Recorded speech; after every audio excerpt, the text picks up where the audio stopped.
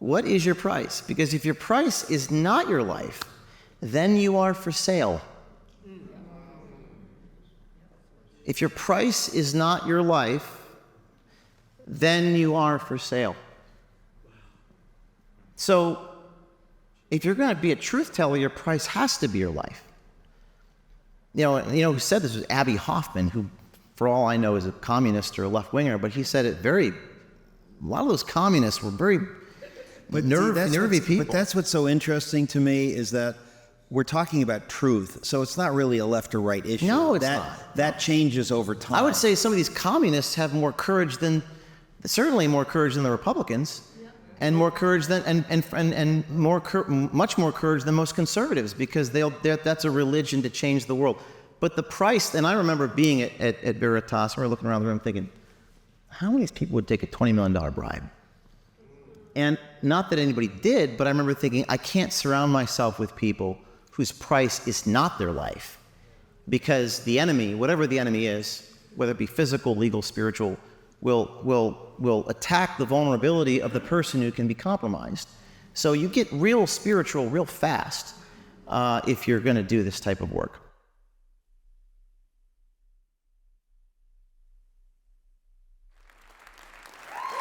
Wow. What a nice group of people you are. Thank you for coming. Thank you for coming to this humble event.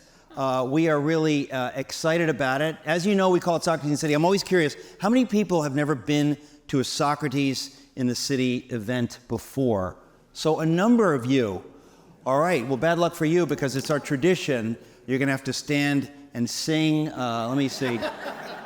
You know what? I'll let it go just because I'm in a good mood, but I shouldn't. But everybody else had to do it. There is so much to say. First of all, I just have to mention, today is February 29th. Isn't that weird? It's weird. It makes me feel uncomfortable somehow. It's like a stolen day. I mean, this is the year that there are 366 days. How can that be? That's longer than a year. It doesn't seem right. And yet here we are, February 29th. Now, some of you know this. My dad, who just passed a few weeks ago, was Greek, and I was raised in the Greek church. And every year, you have to look at the calendar and figure out Greek Easter is usually different from Protestant Easter. And by the way, we spit on you. No. We have total respect for your. It's kind of charming that you have a different date, but some years it's the same year. But it's always been confusing for me, because I sort of celebrate two Easters, and we know Jesus really rises once, so it's kind of awkward. Like, hey, Christ is risen again, 3 weeks later. So it's kind of weird. But so this year it's a 5-week difference, which is really it's awkward, isn't it? It's very, very awkward. And but the Greeks, they don't even acknowledge that there's another Easter. They're just thinking, well, do what you want to do. We know when he rose. So that's what it is to be Greek.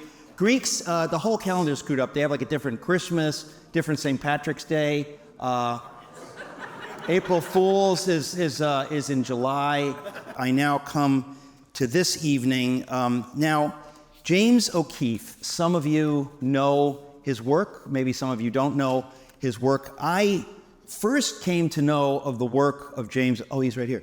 I just first came to know the work of James O'Keefe in 2009 when he was dressed as a pimp. Perhaps some of you remember that he did an undercover sting operation in which, I don't know if I'm pronouncing this correctly, he was dressed as a pimp and brought down Acorn, which was a very corrupt, horribly corrupt organization. A lot of people would be embarrassed that they get their start in a great career dressed as a pimp. And I have to say, you wouldn't know this. First of all, James, don't be ashamed. It was a lot of us have dressed as pimps over the years, and the thing, and we don't have an extraordinary journalistic career to show for it. But just to put you at ease, I just want to say that a lot of Socrates in the City guests, some of my esteemed guests over the years, started their careers dressed up as a pimp. some of you know John Lennox, the famous Oxford Don, the mathematician, the apologist. He started his career just as a pimp. He was, some of you will remember Starsky and Hutch from the 70s. And the first season, Antonio Fargas played Huggy Bear, right? But in the other seasons, it was John Lennox dressed up as a pimp, as a kind of a streetwise pimp, you know, when you're trying to solve a crime and you want to say, what's the word on the streets, Huggy Bear? And, you know, you go, and that was John Lennox. People don't realize, because now he's just so esteemed and august. And also Oz Guinness. I believe he got his career, kind of kicked it off, dressed as a pimp. That was, I'm pretty sure, I think it was Beretta. In Beretta, he played the streetwise character that Beretta would go to. I think his name was Rooster, the Rooster, cock-a-doodle-doo, Beretta. You know, it was like this whole kind of hip street thing, and he was basically dressed as a pimp. And that was Oz Guinness. And it's hard to believe that the great apologist and my esteemed friend Oz Guinness began his career dressed as a pimp. It's embarrassing. But I want to put you at ease, James, that others began dressed as a pimp, and you're in fine company. And those are only the two that I can mention. Many of my speakers began their careers dressed as pimps. But we have to move on. Tonight, James and I are going to discuss his book. It is an extraordinary book. If you followed James's career and what he does, you might not realize he's capable of writing this kind of a book. It's an extraordinary book. It covers the background of journalism, why he does what he does. It's called American Muckraker, Rethinking Journalism for the 21st Century. Socrates in the City, on some level, is about truth. What is the truth? Is there such a thing as truth? What does it mean to tell the truth? One of the great truth tellers of our time is my esteemed guest, James O'Keefe. James, welcome. Bless that. So right up here. Most people know you, James, as somebody who's very brave, because you are very brave, and a lot of thought. But you're not merely brave or brash. You're extremely thoughtful. And if anybody doesn't know that, when they read the book, they will see the background, the sort of the philosophy and the thinking that goes into what it is that you do now. So I guess I want to start with when did the book come out? Because I think that there are tons of people here, maybe they've seen you, they've seen videos of you, but they're just not aware, you know, of the depth behind what you do. You didn't just stumble into this. You've given it tremendous thought. Thank you, Eric. Great to be here. Great to be here.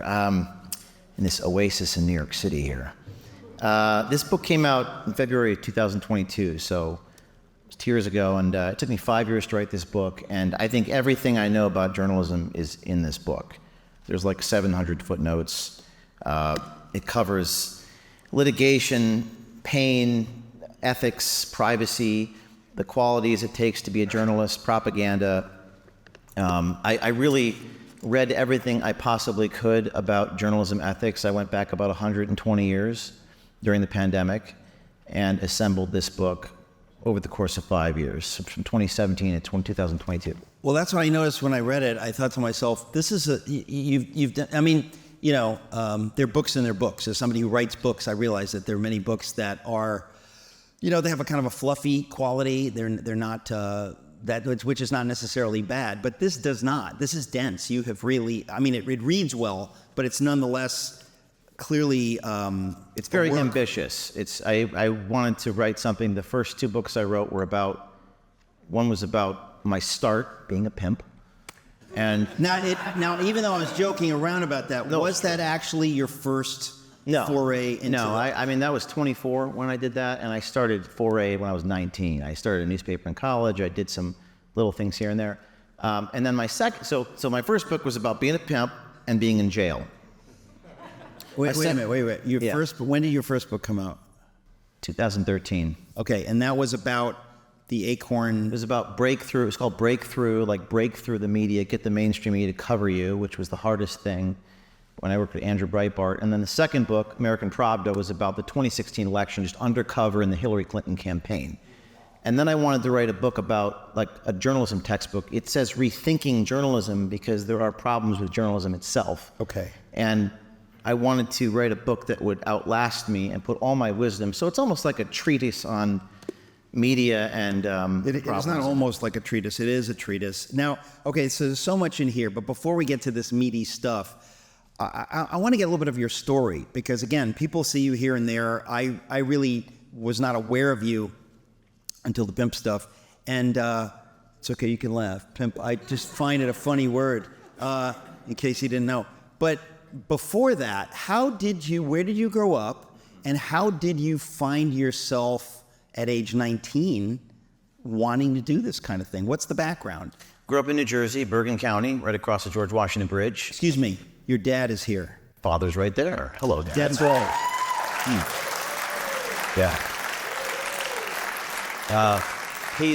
He's James O'Keefe Jr. I'm James O'Keefe III. My grandfather, James O'Keefe Sr. We all lived in the same house, 3 James O'Keefes. The mail was very confusing. And I guess I could say, I just was talking to David about this today, David Engelhardt here, my friend. What causes someone to begin doing this? Really deep question. I don't know how to answer that. I watched a lot of local news here in New York, like Fox 5, NBC4. I watched that as a teenager. I remember watching that thinking that someone ought to do a better job of this. Now, hold on a second. See that right there, because you probably think you're sort of normal, but most people, watch local news and it doesn't occur to them like, I think I could do a better job. That's an amazing thing that you had the brain as a young person to even be thinking critically about the news. I was watching that, and I don't know. I don't know if I'm qualified to answer that, but I watched the local news, and I just was thinking they're not presenting the world as it should be presented. And then, my senior year of high school, 9/11 happened. I went to Rutgers, State University, New Jersey, and when I was there, Rutgers is 50,000 people, and you can feel very lonely and anonymous, and I was very, I did not fit in. So every day, and true story, every single day, probably during breakfast for 2.5 hours, 3 hours, I would read the New York Times, Star Ledger, and USA Today front to back every single day, each day, in the dining hall all by myself. I did that for about 1.5 years until I decided to be a columnist at the Daily Targum, which is the Rutgers newspaper, daily paper. Now, when you started at Rutgers, did you have in mind that you wanted to study journalism, or what were you thinking initially? I had no idea, didn't know even what journalism really was. But so you find yourself just reading these papers cover to cover. I would read it. I would become obsessed with reading the New York Times and angry at the New York Times.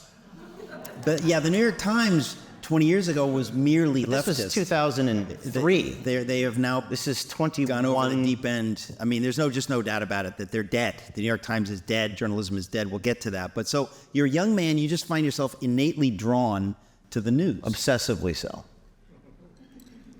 Is your father like this? I don't know. I'm just fascinated. So this is just who you are. Yeah. Yes. And so I started a column at the Daily Targum. You can look it up in the archives there. And that's the campus paper. Daily paper at Rutgers. I was a columnist. I would write an opinion column, but one day I decided to write not an opinion column. I decided to write a investigative reporting column where I researched who my professors voted for and how much money. You're like. And how much money the professors gave to which political party, and it was like the ratio of money from Democrats to Republicans was 104-1.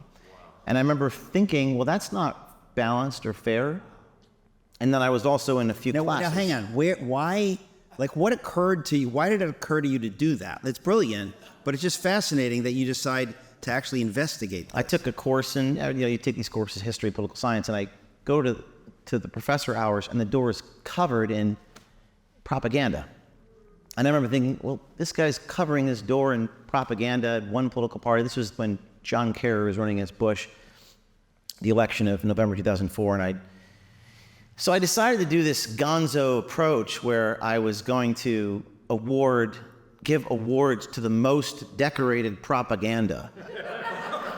So I print out the certificate. It's like kind of Michael Moore, although I don't like Michael Moore. But I made these certificates, most highly decorated door award, and I knocked on the door and I gave them this certificate. Filmed it. I think the Latin term is sui generis. You're just, I think it's obvious. Nobody knows how you ended up. You just were born this way. Well, I remember feeling when I did that it was a very hard thing. It takes, to stand up and go do the thing requires, I think, like an act of will, because it was not easy for me. It was uncomfortable to do these sort of It's not things. easy for anyone. That's why no one ever does it, but you did it. I did a few of these things where I banned Lucky Charms because they're racist against the Irish. And I brought in a box of Lucky Charms. I said, this leprechaun offends my Irish heritage. This was on St. Patrick's Day. So were you, like when you were a kid, were you a provocateur? When Not you were really. Dad? When he was 12? Not 10? really. No. I would say definitely a thespian, but I don't know why that is the case. Thespian. Yeah. Okay. For some reason, just... Do you identify now as a thespian? I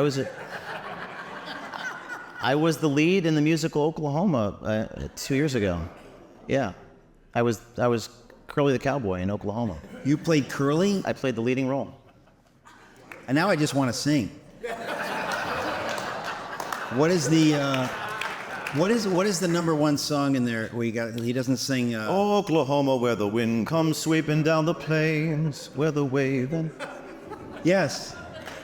Right.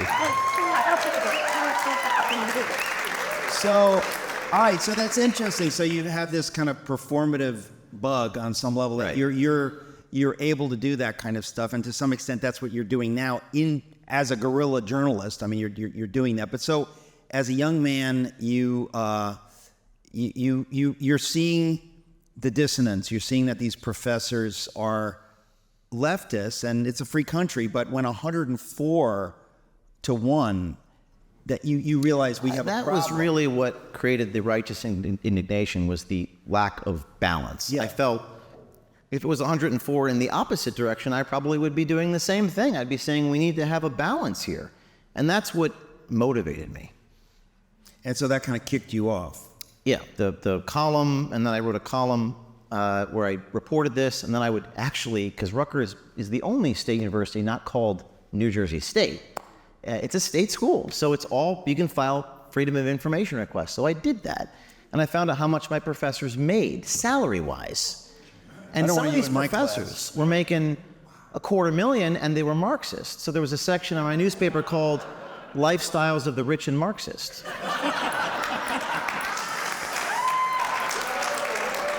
I predict good things for you. So I guess I have to ask you: were you raised in a conservative home? Did you think?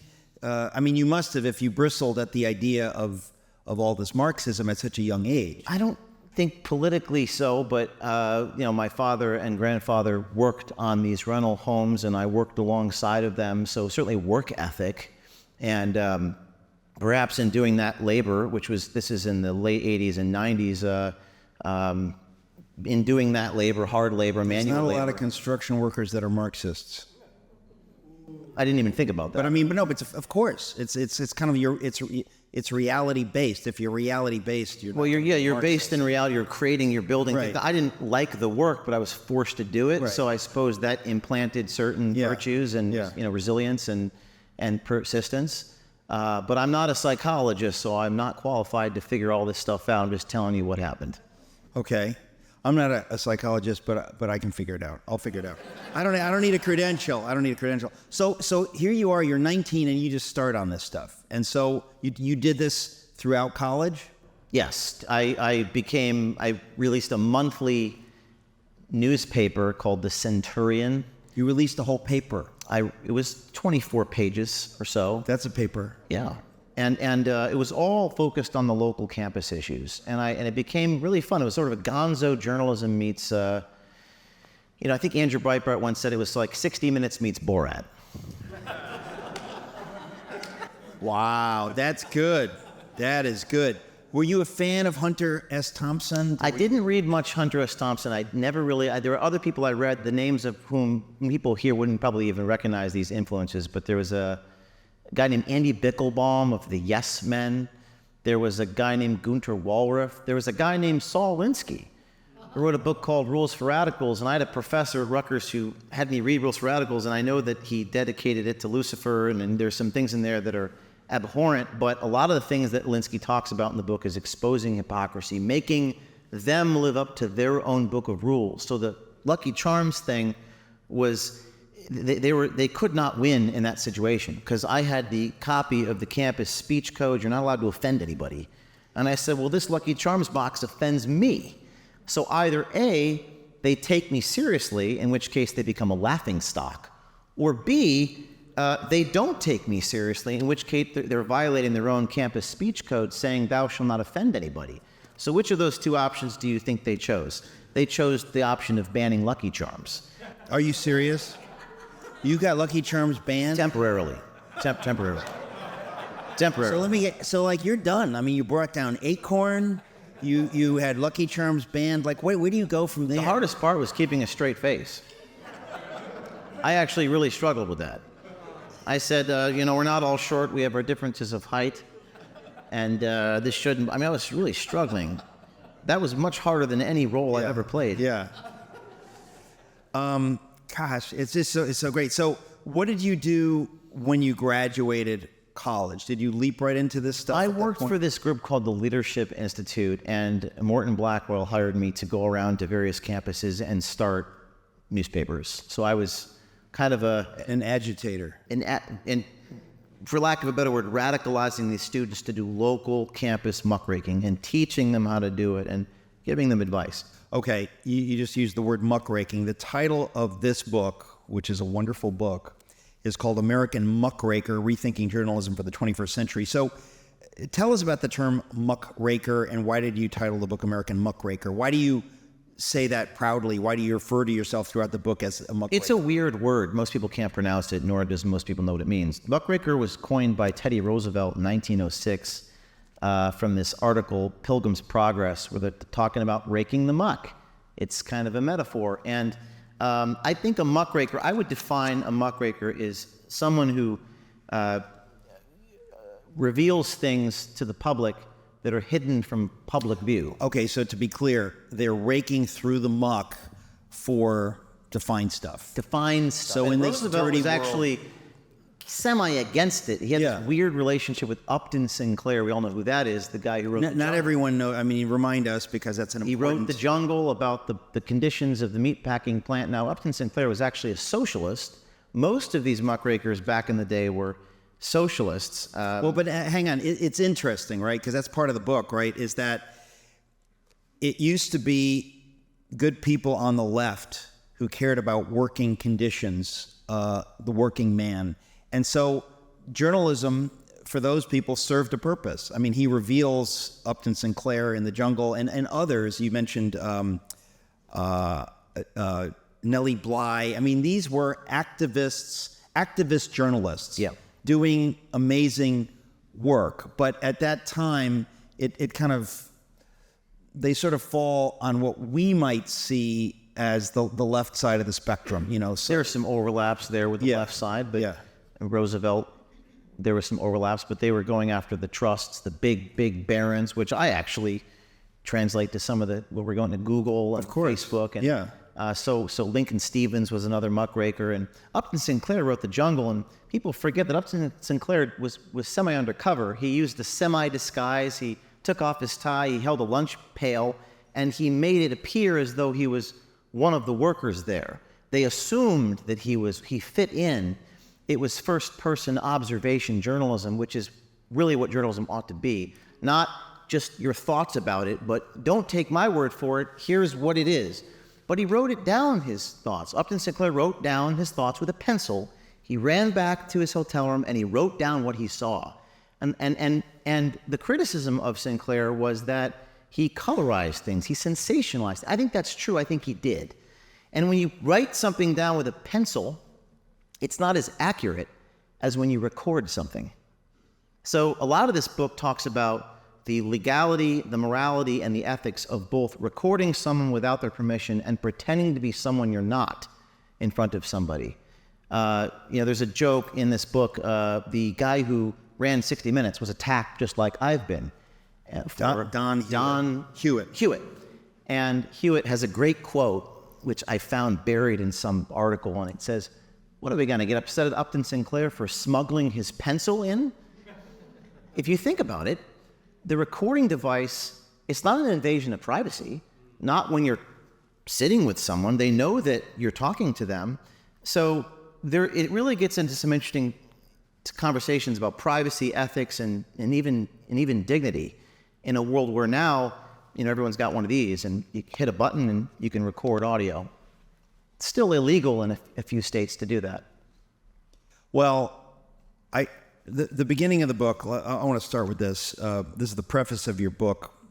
It says, there are two questions the American muckraker is asked repeatedly, and you're referring to yourself. Number one, do you fear for your life? Number two, what can I do? You travel around a lot. You do a lot of speaking. People ask you this all the time. I've gotten to know you somewhat, and people who love you, your father, they worry about you because you put yourself out there. So I'm asking the American muckraker, do you fear for your life? Have you found yourself in situations that seem dangerous to you? Yes, I've been in dangerous situations, most recently in the desert.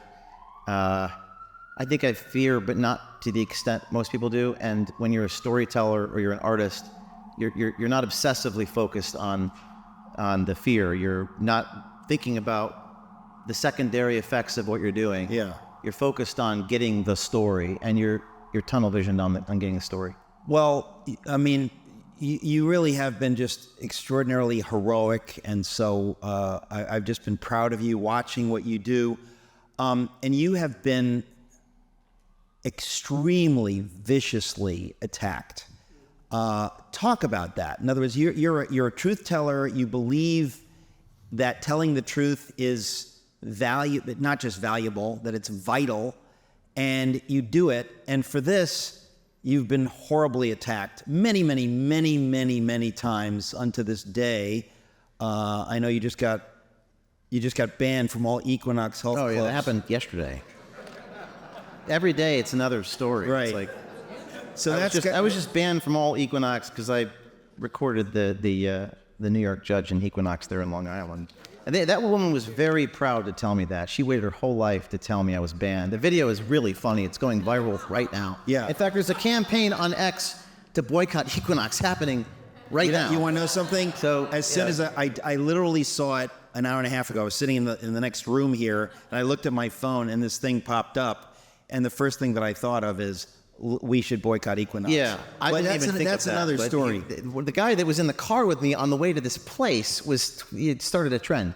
I think that there's a line in here about masochism. You kind of have to like pain to do what I do, and I don't even think of it that way. I don't think, I like self-inflicting pain, and I think that there's the first chapter of this book's called Suffering. It's about pain. It's about being raided by the FBI. The Kamala Harris, then Attorney General of California, raided my friend David Daleiden. Forgive me, but talk about that. David Daleiden is someone I've met, similar to you, in the idea is that he's brave, he's a truth teller, and for his efforts, he was, Kamala Harris, I never know what the right term is, bubble-headed vice president. Hard to believe that the way she used her power as the Attorney General in California to go after this, to my mind, sainted figure, David They Daleiden. used California's statute 632, the penal code, which is the invasion of privacy statute for recording people in California, which I think these laws are unconstitutional for reasons I gave. It should not be illegal to record someone as long as you're talking to them. So David did this story, and unfortunately we live in a divided country. He investigated Planned Parenthood. Regardless of what you think of Planned Parenthood, the law should not be applied unequally. If he was investigating abuse of dogs or abuse of puppies or something, they would never have done that. So they raided him at gunpoint. in California, the Attorney General of California took all his hard drives and went through his home. So I talk about that and all these just constant, I guess you could say, abuse from the state. I could tell 100 war stories. We don't have time for all of them. You can pick which one you want to talk about, but the FBI, the Attorney General of New York, the lawsuits, the courtrooms. I think people think that, do you fear for your life? It's not violence that they use. They use the administration of injustice. And if you are a normal, rational person, it will give you PTSD because human beings are not meant to take that type of psychological abuse. I've been incarcerated. I've been to 2 jury verdicts in 4 years. And the amount of money that I've had to raise to pay all these lawyers is its own type of psychological, and dealing with lawyers is its own type of psychological. They're really, and I'm always I'm gonna be honest, and even if it's offensive, lawyers are horrible people. I would say 1 out of 1,000 are good, and all they care about is money. So you have this system of injustice where, in order for me to fight for what's right, I have to raise millions of dollars to enrich lawyers while I'm being falsely accused. And that's assuming you have the capacity, ability, or will to be a CEO to raise all this money, which most people can't do that. Well, it sounds, to use the term, Kafkaesque. When you read Kafka, the way nameless figures come after you and to crush you, and how disorienting it is. And that's the kind of thing that, they don't, I guess it's what the authoritarians do in America. If you're living in, the former Soviet Union or in a Soviet bloc country or in North Korea, they don't need to do that. They can just actually crush you. They can do anything they want. But in this country, they have to use legalistic means to crush people. That's the real punishment. And the most famous whistleblower of the 20th century, Jeffrey Wigand, he's the guy who blew the whistle on big tobacco in the 1990s. He had a wife and kids. You write about that in here. Talk about that for a minute, because you're big on whistleblowers. I want to get to that. But here's somebody who he sees that at the heart of big tobacco, the lying, the money, and he decides to do something about it. And they basically have the money to crush him. It's perhaps the most legendary whistleblower of all time, other than Ed Snowden. And it's remarkable because the Attorney General, hired by the state of Mississippi, to assist with suing big tobacco, explained so eloquently to Wigand, and this was all portrayed in a movie called The Insider with Al Pacino, my favorite movie. In combat, events have a duration of seconds, sometimes minutes. What you're going through goes on day in, day out, week in, week out, month after month. You're assaulted psychologically, you're assaulted financially, which is its own special kind of violence because it's directed at your kids. And this is how it was, I think, throughout the 20th century before the internet. However, and this is a pretty painful chapter, I end on a hopeful note, and I quote Solzhenitsyn a lot because that's a pretty profound book about suffering. But I talk about how in the modern era with the internet, there's hope. And I think we're reaching a point in history where I think people are waking up to the dynamics. And whistleblowing is a little easier now than it used to be. People are not as loyal to their institutions. They're perhaps growing a set of balls, developing a conscience. This is really the point of the book. And as you ascend, towards that destination, I write in the book, the hunter becomes the hunted. And this is best personified this week with the IRS agent running away from me. I may be the only person the IRS has run away from. Tell that story, because I don't want to take it for granted that everybody following us now is familiar with what we're talking about. We catch all these government people on tape by meeting them on dating apps, and this IRS official is talking to this. By meeting them on dating apps, like Bumble, Hinge, Tinder. We just have lunch with them, dinner, and this IRS official. There's no touching. When you say we, you're talking about, in this case, women who work with O'Keefe Media Group. Could be volunteers. Or volunteers. Could be employees, and it could be me on a gay date. Not gay, but I'll take one for the team. No, I'm just But so this is one of the ways you get people to talk. What precipitated going after this particular IRS agent? In other words, what is the issue? Undercover work is all about access. Access is everything, meaning how do I get in front of this person? And there's many ways to get access. Investigative journalism borrows from the espionage world, intelligence, but we are not spies. And there's an overlap, but there is a very important distinction. Right. The difference is that the spy works on behalf of the state, or a mercenary works for profit. An investigative reporter always acts in the public interest, and without fear and without favor. So fearlessness and fairness. Spies don't care about that. Spies will blackmail you. That's not what I do. So you have what's called ethics. That's what the book is about. It's about morality and ethics. Right. But it's very hard to have and to demonstrate ethics in today's world. It's very difficult for reasons we can get into. Litigation alone is tremendously painful to stand on principle, stand on the First Amendment. We'll get to that. So undercover work's about access. So the easiest way to get in front of these people oftentimes is just have lunch with them, have dinner with them. This IRS agent says that it's, quote, unconstitutional what they're doing at the IRS. And how did this, in other words, I'm just not clear on this particular story because, you were talking about this IRS agent running from you. But before that, someone had a conversation. Others, what precipitated your encounter with the IRS agent where he ran from you? How did that unfold? People reach out to us at my new organization, OMG, and they say, I want to do what you do. And out of every 100, there might be one person that actually goes and does it. So this young lady came to me and said, I got a match with an IRS agent, the Criminal Investigations Division. I gave her one of my pieces of equipment, and she met with him in New York City twice. And in these meetings, this IRS... These dates. He thought he was... No, that's what I'm saying. Well, if you go on a dating app, that's the idea, I guess. I've never been on a dating app. But I guess the point is that he thinks he's going on a date. He's having conversations. This volunteer is wearing a wire. Sometimes it's a wire. Sometimes it's a piece of equipment, like a watch or some other object where it's just whatever it is. I just mean you bet. Recording this. And in the course of this conversation, this IRS agent says what?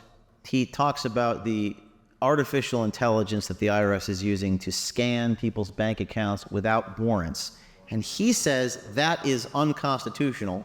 And then he says we destroy people's lives at the IRS. He said we go after the little people. He says, quote, they're all at the IRS, they're all assholes. And he's saying this, and it's so he works at the IRS, and he's aware that he's working for an evil organization. Correct. Okay. And many of these videos, it's almost like these men or women are confessing. It's almost like they're not even focused on the journalist. They need someone. It's human nature to talk about, to share your conscience, and it's really a thing. So as long as there's a divide between the truth and how the truth is presented, it's ripe opportunity for people like me to go in there and blow the whole thing open. So he's on tape. It's an extraordinary video. We released it last week. And on the second or third meeting, I show up in Greenwich Village, and this is a long story, but short of it is, I take out my iPad. I say, sir, you're on tape saying all these things. And he goes, that is not me. I said, that's not you? He's like, that is not me. I said, who is it then? And then he said, I play the video, and he goes, and he realizes, wow, this is crazy. And then he says, and then he just starts running. And then he starts sprinting. Yeah. So I run after him, and they usually assault me. What's happened with Pfizer guy assaulted me. Run, say nothing, or talk. That's usually what happens. One of those four. Run, assault. They assault me. They run. They say absolutely nothing, or they talk. And in most of these cases, they call the police. Yeah. Well, I mean, look, on a human level, obviously it would be very disturbing to be confronted by anyone, even the nice James O'Keefe, with what you've said in a private meaning that you could lose your job or you could, to just want to run from that is a natural instinct. It's funny to some extent, because here you are, you're putting your finger on something that touches every single American. I mean, the corruption at the IRS, corruption is a nice word. But he knows that it's corrupt. Yeah. He participates in the corruption. Okay, so here's the question, and you and I were talking before this. This is interesting. Here you have a figure working for what we now know, this is our own government, that is doing evil. So the IRS is doing evil, and you were floating the question, which I'll ask you: when do good people working for evil organizations themselves become evil? That's the next book I have to write. Okay. Well, I was going to say that it comes to, because this is a fundamental moral question, an ethical question, and this is, I wrote a book called Letter to the American Church, and I'm saying constantly, if you're going to a church that is turning away from the evil that is happening, just as the German Christians, many churches, they said, we just want to do church. We don't want to get into what's happening to the Jews. It's not our problem. They just turned away. And what I say to people is, we now know the people in those churches were guilty. In other words, to go to a church that could do something, that has a voice, has a moral obligation, is saying nothing, you become part of the evil. And so I say this now, when I speak to people, if you're going to a church that is not speaking up, that is kind of pretending, well, that's somebody else's problem. This is the fundamental question. Bonhoeffer, his father, I think there was a quote, because there were people who Bonhoeffer obviously felt that he needed to stand against the evil of the Nazis. But then there were other people that kind of thought, well, we'll work from the inside. We don't need to, right? And his father said that, if you're on a train heading in the wrong direction, running along the corridor in the opposite direction isn't really going to get you very far. And that's what you're talking about here. There are people working at the IRS or working in all of these organizations, and maybe on some level they've deluded themselves into thinking that by being there they can help turn it in the right direction. I don't think so. Not from my view. I think they just do it for the money. The Border Patrol agent I talked to in Arizona, he said that something like 98% of people are upset at what they're doing. They can't live with themselves. I said, why do they do it? He said, because it's the pension. It's just that simple. And they have wives, they have mortgages, and it's really that simple. Most people want to be comfortable. It's just comfort and safety. I'm not that way. I don't know why I'm not that way. Hang on, but what you're saying, because this is very important, this is at the heart of what we're talking about here. These people are participating in evil. They are willing to, for their own safety and comfort, to hurt other people. That's the question. To hurt other people. Agreed. For money. FBI agents came in my home, battering ram, looked me in the eye, and I could tell that half of them didn't want to be there. But they're getting paid. It's all about the pension. And they want a pension. It's all about people project so much fear onto me. Good people. People are just generally, fear is a very powerful thing. I think it's the number one thing that I have to fight against. That's why that was the first question of the book. Whistleblowing involves a crisis of conscience. You have to weigh your loyalty to the organization against the public interest. And Daniel Ellsberg, the most famous whistleblower of all time, the Pentagon Papers guy, to be a whistleblower is to step outside the great chain of being, to join not just another religion, but another world. Sometimes this other world is called the margins of society, but it feels like outer space.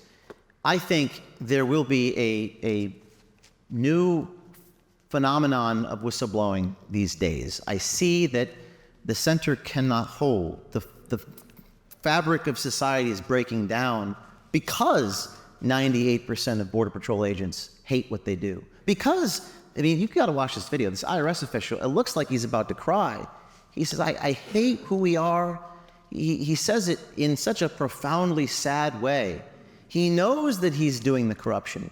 And, to quote the Solzhenitsyn from the first chapter, the Gulag Archipelago, who said it more eloquently than I ever could, Solzhenitsyn says, in one direction you choose your conscience, and this was back in the communist days. So I can follow my conscience, and then I'll die. But I can lie and I can live. And people will do anything to survive. They'll survive at any price. Well, They'll survive most people, at any price. but not you, not Solzhenitsyn. I think most people. Yeah, yes, most people, but not everyone. And what's a mind bender is that good people do it. That's not a good thing. So how are they good people? Most people then aren't. That's a necessary conclusion. And that's a hard thing to state, but here's a good thought experiment. And I've been asked by everyone, "Who are you going to talk about the Project Veritas?" I said, not really, maybe in passing for one sentence, but the question is this: what is your price? Is it 10 million? Is it 20 million? Is it 100 million? You quote in the book the famous Churchill exchange. Yes. Oh, right. Yeah, I don't know if it, yeah, I don't know if it where the originally came up woman, with that. where Churchill says to a woman, would you sleep with me for £5 million? And she says, well, we'd have to talk about terms or something. And then he says, would you sleep with me for £5? And she says, what kind of a woman do you think I am? And he says, I've determined what kind of a woman you are. Now we're just establishing the price. Right. So so think about it, and this is I just want to say one thing. This is a tough one. What is your price? Because if your price is not your life, then you are for sale. If your price is not your life, then you are for sale. So if you're going to be a truth teller, your price has to be your life. You know who said this was Abby Hoffman, who, for all I know, is a communist or a left-winger, but he said it a lot of those communists were very nervy people. But that's what's so interesting to me is that we're talking about truth, so it's not really a left or right issue. No, it's not. That changes over time. I would say some of these communists have certainly more courage than the Republicans, and more courage than much more courage than most conservatives, because that's a religion to change the world. But the price, and I remember being at Veritas, we were looking around the room thinking, how many people would take a $20 million bribe? And not that anybody did, but I remember thinking, I can't surround myself with people whose price is not their life, because the enemy, whatever the enemy is, whether it be physical, legal, spiritual, will attack the vulnerability of the person who can be compromised. So you get real spiritual real fast if you're going to do this type of work. Well, again, we're talking about, it's unfashionable in elite Manhattan circles to talk about things like truth, integrity, because people are like, wow, and that's kind of the point. It's why we started Socrates in the City, because it should be fashionable to talk about those things, or at least we should talk about those things, and whether it's fashionable or not is another issue. But to talk about integrity and truth and what you're willing to do or say to get along, again, this is what I'm talking about wherever I go. We know what happened in Germany.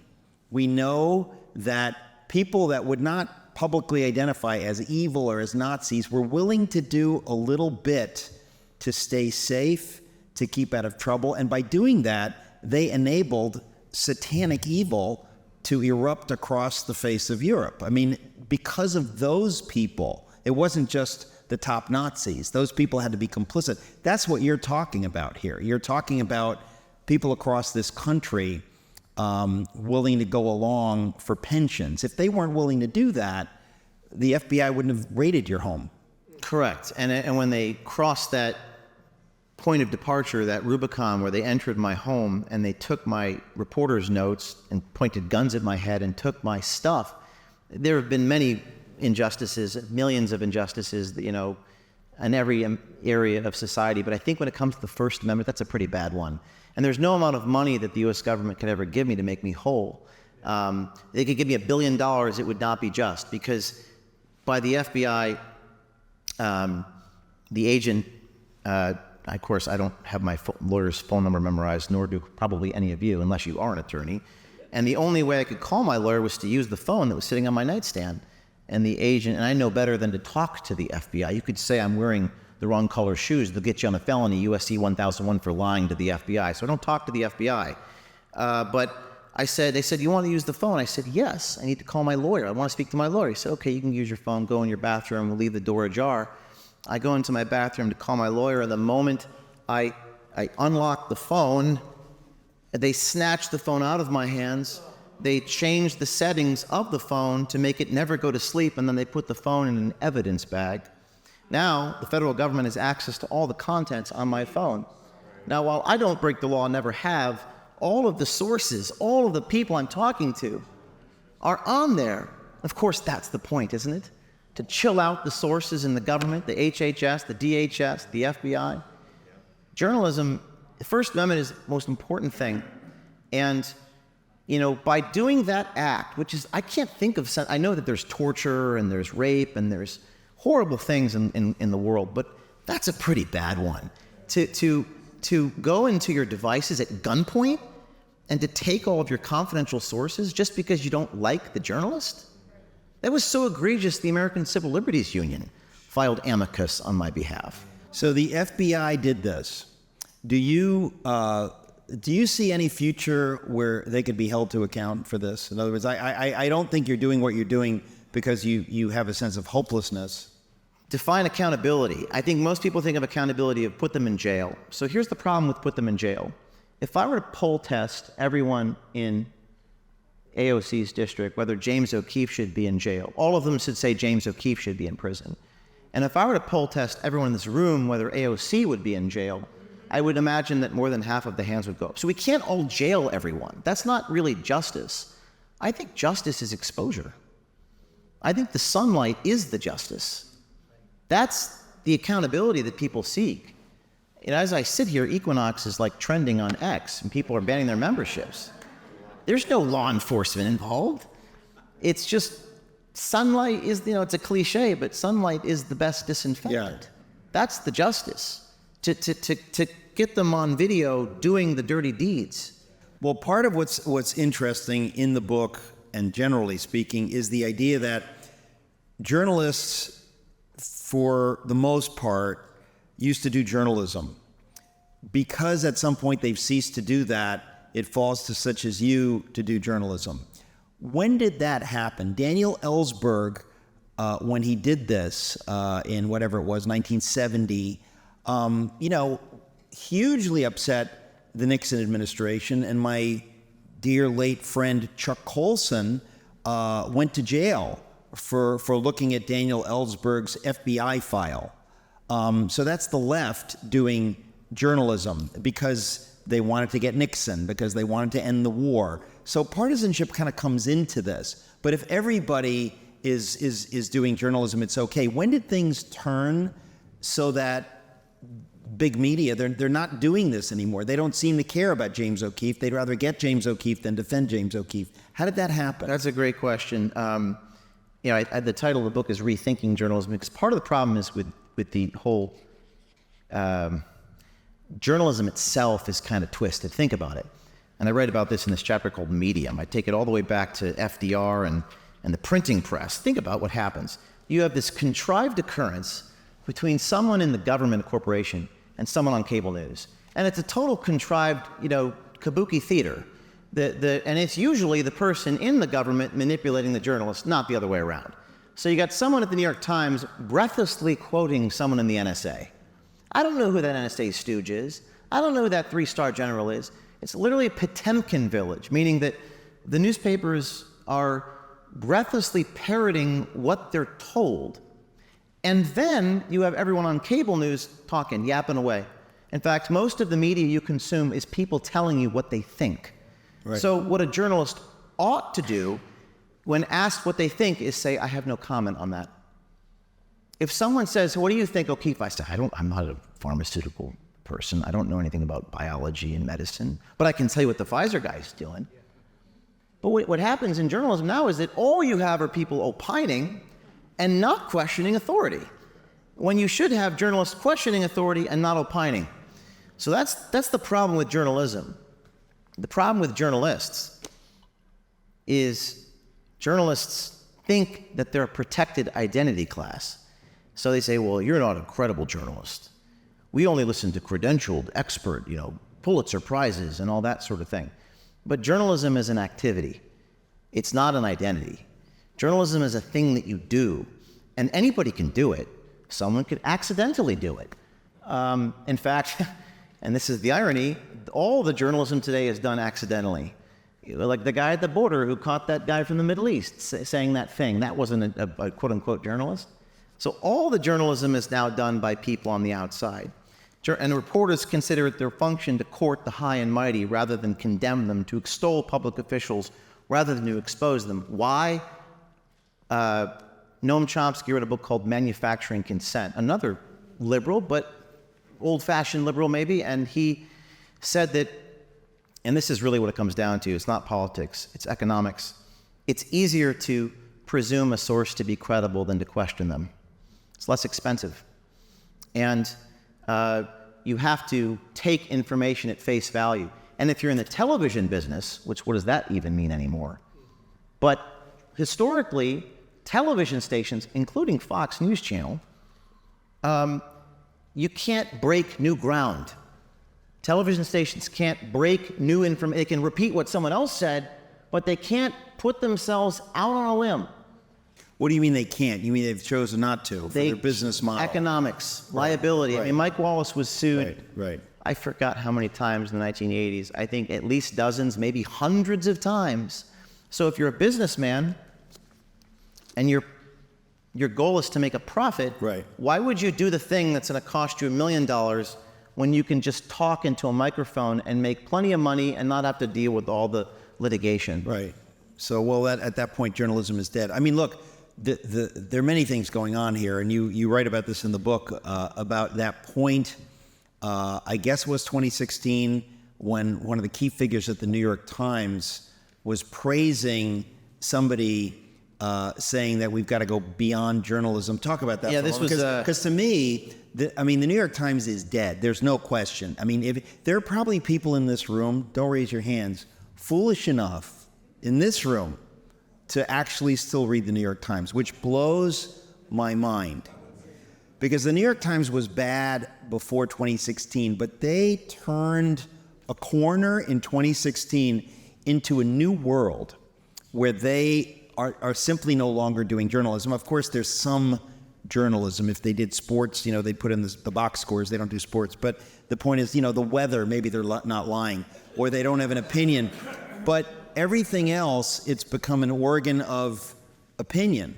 I mean, they are printing above the fold opinion pieces. They call it news analysis. It's an opinion piece above the fold, front page, New York Times. So it's a new world. Yeah, this was the turning point in 2016, August 7th, this was a massive turning point, I think, in the history. Jim Rutenberg wrote, this is a headline called "Trump is Testing the Norms of Objectivity in Journalism." Rutenberg writes, quote, "You have to throw out the textbook American journalism has been using for a better part of the last century in covering Trump." Okay, you have to throw out the textbook. So rather than condemning him, Dean Baquet, the then executive editor, writes, "I thought Jim Rutenberg's column nailed it."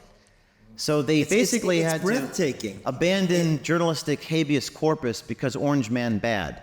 Yeah. And that you could just apply that down the line with everything else in society, this idea of abandoning fairness. So I think, but I think there's hope. I want to strike a hopeful tone here because with Elon Musk purchasing X, you probably have, I agree with Charlie Kirk, who said something to this effect, that probably the greatest thing to happen to the freedom of information in the history of Western civilization, the purchase of Twitter. Because now information could just go, and visual information, and it's remarkable. It's interesting to me that Elon Musk is no Christian, but you see examples of people who maybe they can't give you the theological reasons, but they know the difference between truth and falsehood, and they seem to care about it. He seems clearly, he does care about it. And so it does give me hope that there are figures such as yourself you're in the battle. So I guess I want to ask you, where do you see it going? Because, you've founded, what is the website for O'Keefe Media? O'Keefe Media Group. OMG, OMG, O'Keefe Media Group. Because there are people who are going to watch this video, hundreds of thousands of people who say, you know, I heard something, or I know somebody, or whatever, and you're recruiting people in a sense to be whistleblowers, to say if you know something about something, you can be a hero. So how do people do that? Well, I mean, they can message us on our website or on any message. And the judge video we did this week, while it didn't reveal Pentagon Papers level information, it inspired a lot of people, and they thought, man, I can go to that gym and record a judge being biased. Because in New York State, if a judge is biased and he says he's biased, it's a big deal. So it was a spark, and it made people think, well, I'm a pretty girl. I can go in there and talk to that judge. It got people thinking that I can do this too. And now we have the means and we have the technology. Everything's changed. And you know, the importance of image, the importance of video cannot be understated. And I write about this this chapter called Image. You know, photography is truth. The cinema is truth 24 times per second, or in some cases 60 times per second.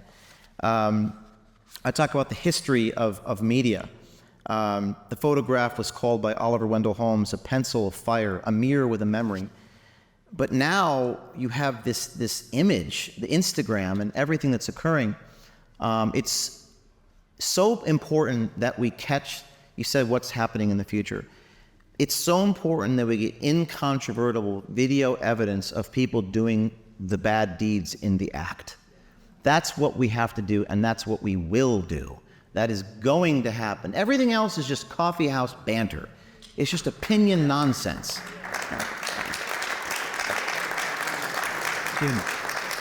Interviewing people about voter fraud. I don't care what you think about voter fraud. I want to catch them in the act doing the voter fraud. I think that immigration, no. I want to go to the border and expose, and this is going to blow your mind, but some churches funding human trafficking. I don't want to write about it. I want to catch the people in the act when they're exchanging the money.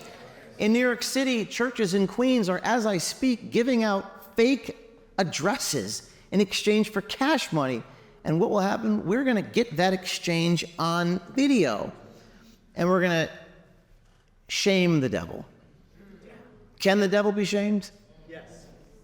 Yes. Yes, it can. James, I think we're roughly out of time, but I just want to say that James O'Keefe, you give many of us hope, and I know people who will watch this, they're thinking, because if you said it, if many people don't get involved in this, if people just go along to get along, you know, like the FBI agent who wants his pension, who's willing to do evil to you and to other people, the IRS agent who's willing to do evil to get a check. I don't know how people live with themselves, but the only thing I can do is never be one of those people. And you've inspired a lot of people not to be one of those people. And so you give us hope. It's just a privilege to talk to you just for these few minutes. I guess I want to ask you before we end, what was the last thing, the Pfizer thing that you did? Can you recount that for people who are unfamiliar? Right before you left Veritas for O'Keefe Media Group, what was the Pfizer thing that happened? There was a guy that worked for Pfizer. He was the director of mRNA research and scientific planning, pretty high up executive at Pfizer, who was caught on tape in one of these lunch and dinner meetings describing that they were mutating the virus, and he didn't want anybody to know that Pfizer was having these planning meetings talking about mutating the virus. He also said that, and this is something that people suspect to be true, but he was confirming it, that the virus originated in a Wuhan lab in China, and he made comments about Pfizer's product. Bad for America, but good for our bottom line. Now, this guy was quite unlike the IRS executive in that he was evil. He wasn't just participating. Sometimes you actually get a real villain who is, again, like traits of whatever it is, and borderline personality, narcissism, I'm not sure, but just truly demonic individual. And this is all on video. This is the most watched video of my life. It was viewed like more times than the people who watched the guy score the World Cup. I mean, we're talking hundreds of millions of views. And so I confronted him in a pizza shop in Dumbo under the Brooklyn Bridge. In a pizza shop. Pizza restaurant. Pizza restaurant. It's not bad enough. Dumbo. It's a pizza shop. Pizza. It's in Dumbo. Dumbo. It's just, this is real journalism. But then is the most incredible encounter. I don't know if you've seen this video about a year ago. Yes. It is so unbelievable that if you watch it, you're like, this can't be real. But it can't be fake. I mean, you can't write this. That's often what you'll experience when you're witnessing like cinema verite. It's like, this is too weird to be true, but it's too unbelievable to be fiction. That's what, I mean, so anyway, I confront the guy, and he goes through the 5 stages of grief in 2 minutes. He says, "Oh my God, oh my," and he's this flamboyant guy. Well, let's be clear. You're catching him on something so huge and so evil. So this must be his waking nightmare, to be confronted on doing something that affects millions and millions of people for money. So you're confronting evil in a pizza shop in Dumbo. That could be its own confronting the evil, and the evil being known to be confronted. And what people should do is say, there's something inside me that's evil and wrong, and I apologize, I atone, whatever. That could be an hour-long conversation. But rather than doing that, he has this wild psychological reaction that I cannot describe. He sees himself on video and he goes, "Oh my God." And then he goes, and I'm going to imitate him using my thespian here. He goes, "I was lying to impress my date." So you're bragging about mutating viruses to nothing makes a guy hornier than hearing about mutating viruses.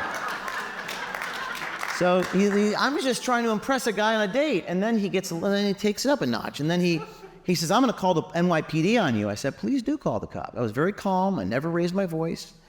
And then he takes the iPad out of my hand, and now this is an SD chip.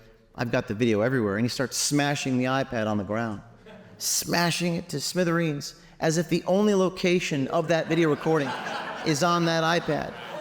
He had to destroy. These are the geniuses working at Pfizer. These are the medical professionals. And this is not a unique thing. In the restaurant in New York the other day with the IRS, the restaurant owner in Greenwich Village came over and tried to take my phone. He knew that I was James O'Keefe, so I need to take his phone away from him. It was very interesting to see evil, how demons work. I need to stop the device from transmitting the video. That way it's like they want to cover up, they're covering up, the cover-up is the story. Not just the story, but now the cover-up of the story. That's how demons work. So then, calls the cops, and then he starts assaulting my cameraman. And he's on the ground, smashing the iPad. This is on, I'm not making this up. And YouTube banned the video because it's misinformation. I mean, it's just a guy behaving the way he is. There's no misinformation. And if you Googled an account of this thing, you couldn't find one. The engineers at Google had a special screen when you typed in my name in the story and said, "I'm sorry, the results are rapidly changing right now. We can't tell you what's happening." The whole thing was unbelievable. And then, finally, he locks us inside the restaurant, which is false imprisonment. Yeah, I watched the video. Many of us probably watched the video. It is some of the greatest drama that you could ever see, and it's real, and it's because of your truth-seeking and truth-telling. And it gives me hope for America, young man. Thank you very much for being my guest. James O'Keefe.